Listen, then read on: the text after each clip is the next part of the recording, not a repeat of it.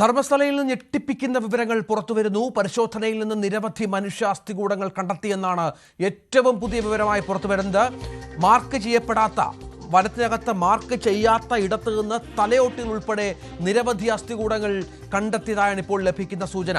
ധർമ്മസ്ഥലയിലെ 6ാം പോയിന്റിൽ നിന്ന് ലഭിച്ച മനുഷ്യ അസ്ഥികൂടം 33 വയസ്സ് പ്രായമുള്ള ആളുടെ നിന്ന് പ്രാഥമികമായ നിഗമനത്തിലേക്ക് കാര്യങ്ങൾ എത്തിയിരിക്കുന്നു. ലഭിച്ചത് പൂർണ്ണ മനുഷ്യ അസ്ഥികൂടമാണെന്ന് SIT സ്ഥിരീകരിച്ച ഒരു പശ്ചാത്തലം കൂടിയുണ്ട്. വ്യക്തിയുടെ ലിംഗം, മരണകാരണം എന്നിവ നിർണ്ണയിക്കാൻ തലയോട്ടി ഉൾപ്പെടെയുള്ള അവശിഷ്ടങ്ങളുടെ ഫോറൻസിക് പരിശോധനാ ഫലത്തിനായി കാത്തിരിക്കുകയാണ്. ഒരു പുരുഷന്റെ അസ്ഥികൂടമാണ് എന്നുള്ള ഏറ്റവും പ്രധാനപ്പെട്ട വിവരം കൂടിയുണ്ട് എന്നുള്ളത് നിർണായകമാണ്. നമുക്കറിയാം, ഇന്ന് ഈ മാർക്ക് ചെയ്യാത്ത പോയിന്റുകളിലും പരിശോധനകളിലേക്ക് SIT സംഘം കടന്ന ഒരു പശ്ചാത്തലമുണ്ട്. ഉച്ചയ്ക്ക് ഭക്ഷണം പോലും ഉപേക്ഷിച്ചാണ് SIT സംഘം പരിശോധന മുന്നോട്ട് കൊണ്ടുപോയിക്കൊണ്ടിരുന്നത്. ഈ പശ്ചാത്തലത്തിലാണ് ഇപ്പോൾ കൂടുതൽ വിവരങ്ങൾ, വളരെ പ്രധാനപ്പെട്ട വിവരങ്ങൾ പുറത്തു വരുന്നത്. KV ബൈജു അവിടെ ധർമ്മസ്ഥലയിൽ നിന്ന് തത്സമയ വിവരങ്ങളുമായി, ഏറ്റവും പുതിയ വിവരങ്ങളുമായി ചേരുകയാണ്. ബൈജു, ഇതിപ്പോൾ നിരവധി അസ്ഥികൂടങ്ങളെന്നാണ്, അതായത് നിരവധി മനുഷ്യ അസ്ഥികൂടങ്ങൾ, തലയോട്ടി അടക്കം നിരവധി കണ്ടെത്തുന്ന പശ്ചാത്തലമൊക്കെ ഉണ്ട്. അപ്പോൾ ഈ ഏത് പോയിന്റിൽ നടത്തിയ പരിശോധനയാണ് ഇപ്പോൾ നിർണായകമായിരിക്കുന്നത്?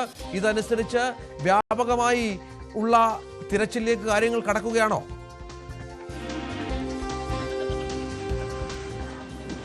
തീർച്ചയായും രഞ്ജിത്തെ, വളരെ പ്രധാനപ്പെട്ട ഞെട്ടിപ്പിക്കുന്ന വിവരമാണ് ഇപ്പോൾ ധർമ്മസ്ഥലയിൽ നിന്നും പുറത്തു വരുന്നത്. അതായത് ഇന്ന് ഈ കുഴിച്ച് പരിശോധിക്കേണ്ടത് 11ാം പോയിന്റിലായിരുന്നു. പക്ഷേ രാവിലെ ഉദ്യോഗസ്ഥർ എത്തിയപ്പോൾ 11ാം പോയിന്റിൽ നിന്നും നേരെ വനത്തിനകത്തേക്ക് പോകുന്ന കാഴ്ചയാണ് കണ്ടത്. അത് ന്യൂസ് 18 അപ്പോൾ തന്നെ റിപ്പോർട്ട് ചെയ്തതാണ്.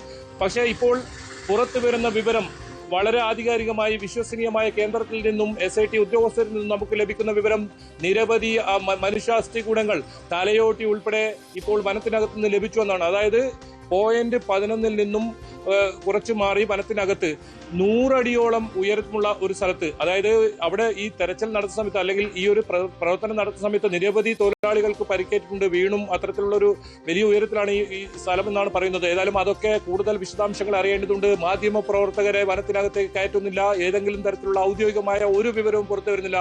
അതിനിടയിലാണ് ന്യൂസ് 18 ഇത്തരത്തിൽ ഞെട്ടിപ്പിക്കുന്ന വിവരം പുറത്തു പറയുന്നത്. അതായത് ഇവിടെ നിരവധി മൃതദേഹങ്ങൾ അവശേഷം ലഭിച്ചിരിക്കുന്നു, തലയോട്ടി ഉൾപ്പെടെ ലഭിച്ചിരിക്കുന്നു. ഇന്നത്തെ തെരച്ചിലിനൊരു പ്രത്യേകതയുണ്ട്. 6ാം ദിനത്തെ ഈ തെരച്ചിലിൽ ഭക്ഷണത്തിന് ഇടവേള പോലും എടുക്കാതെ നടത്തുന്ന തെരച്ചിലാണ് ഇപ്പോൾ നടക്കുന്നതെന്നാണ് നമുക്ക് അവിടെ നിന്ന് ലഭിക്കുന്ന വിവരം. എന്തായാലും നമ്മൾ പുറത്ത് വനത്തിനകത്തേക്ക് പ്രവേശനമില്ല, പുറത്ത് റോഡിന് വശം മാത്രമാണ് മാധ്യമപ്രവർത്തകരെ നിർത്തിയിട്ടുള്ളത്. ഇത് കുറച്ചുകൂടി അകത്തോട്ട് പോയാണ് ഈ പരിശോധന. ഇതുവരെ പോയിന്റ് ചെയ്തിട്ടില്ലാത്ത ഒരു സ്ഥലത്തു നിന്നാണ് ഇത്തരത്തിൽ കൂടുതൽ ഈ തലയോട്ടി ഉൾപ്പെടെ അസ്ഥികൂടങ്ങൾ ലഭിച്ചിരിക്കുന്നതെന്നാണ് വളരെ പ്രധാനം. ഇനി ഇത് എത്ര പഴക്കമുണ്ട്? ഇന്നിപ്പോൾ നമുക്കറിയാം, പ്രത്യേകമായി പോയിന്റ് ചെയ്ത് ചില പ്രദേശങ്ങളുണ്ടായിരുന്നു, ചില ഇടങ്ങളുണ്ടായിരുന്നു, അവിടെ പരിശോധന പുരോഗമിക്കുന്ന പശ്ചാത്തലമുണ്ടായിരുന്നു.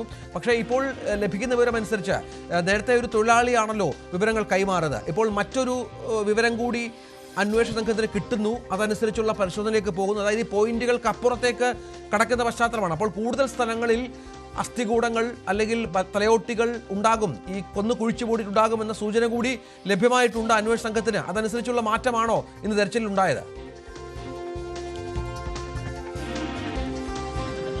തീർച്ചയായും അങ്ങനെ കരുതേണ്ടി വരും രഞ്ജിത്ത്. ഇന്ന് അതായത് 1 മുതൽ 13 വരെയാണ് ഇപ്പോൾ മാർക്ക് ചെയ്തിട്ടുള്ളത്. അതിൽ 1 മുതൽ 10 വരെയുള്ള പോയിന്റുകൾ ശനിയാഴ്ചയോടുകൂടി തെരച്ചിൽ പൂർത്തിയായി. പക്ഷേ കാര്യമായി 6ാമത്തെ ഒരു സ്പോട്ടിൽ നിന്നാണ് ഇത്തരത്തിൽ പൂർണ്ണമായ ഒരു മനുഷ്യന്റെ അസ്ഥികൂടം ലഭിക്കുന്നത്. മറ്റ് സ്ഥലങ്ങളിൽ കാര്യമായ വസ്തുക്കളൊന്നും തന്നെ ലഭിച്ചില്ല.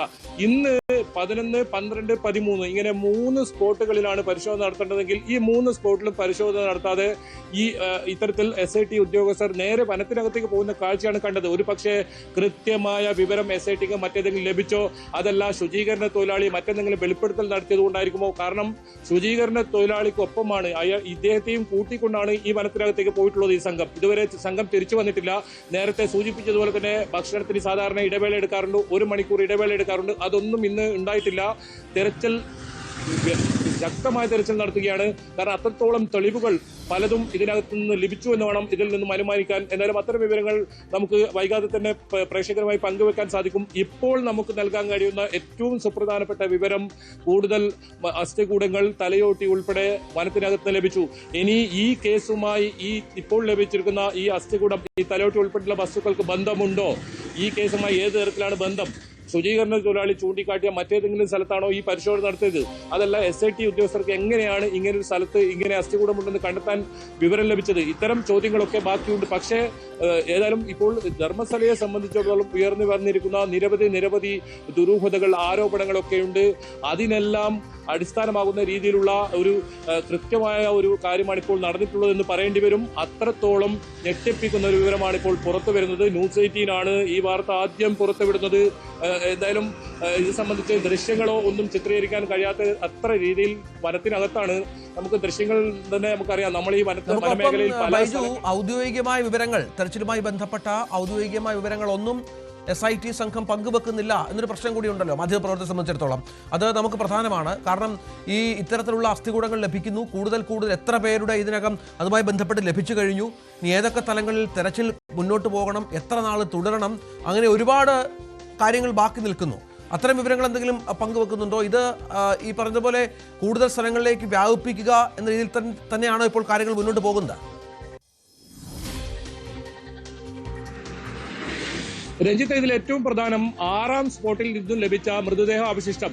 അത് ഇതുവരെ SIT സ്ഥിരീകരിച്ചിട്ടില്ല. ഈ കേസിൽ അന്വേഷണം പൂർത്തിയാക്കി ശാസ്ത്രീയമായ തെളിവുകളെല്ലാം ശേഖരിച്ചതിന് ശേഷം മാത്രമേ ഏതെങ്കിലും തരത്തിലുള്ള വിവരങ്ങൾ പങ്കുവെക്കൂ. അത് DGP കർശന നിർദ്ദേശം ഈ സംഘത്തിന് നൽകിയിട്ടുണ്ട്. കാരണം തെളിവുകൾ നശിപ്പിക്കാൻ സാധ്യതയുണ്ട്. മാത്രമല്ല ഈ കേസ് അട്ടിമറിക്കാൻ SIT സംഘത്തിനകത്ത് തന്നെ പ്രവർത്തിക്കുന്നവരുണ്ട്. അത് കഴിഞ്ഞ ദിവസം നമ്മൾ കണ്ടതാണ്.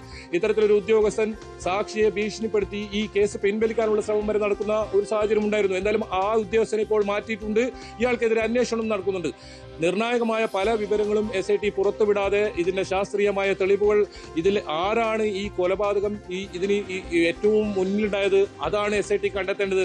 ഇതിൽ സൂപ്പർവൈസറാണ് ഇയാളെ ഏൽപ്പിച്ചതെന്ന് പറയുന്നു. ആരാണ് സൂപ്പർവൈസർക്ക് ഇത്തരത്തിലൊരു കൊലപാതകം നടത്തി ഇത്തരത്തിൽ മൃതദേഹ ആവശ്യങ്ങൾ കൊടുത്തതാരാണ്? അത്തരം കാര്യങ്ങളൊക്കെ അറിയേണ്ടതുണ്ട്. അതുകൊണ്ട് തന്നെ SIT ഇതിൽ വളരെ കൃത്യമായ അന്വേഷണം നടക്കുന്നുണ്ടെന്ന് ഈ സമയത്ത് നമുക്ക് പറയേണ്ടി വരും. കാരണം 14ഉം 15ഉം സ്പോട്ട് നമുക്ക് കിട്ടുന്ന ഏറ്റവും പുതിയൊരു വിവരമാണത്.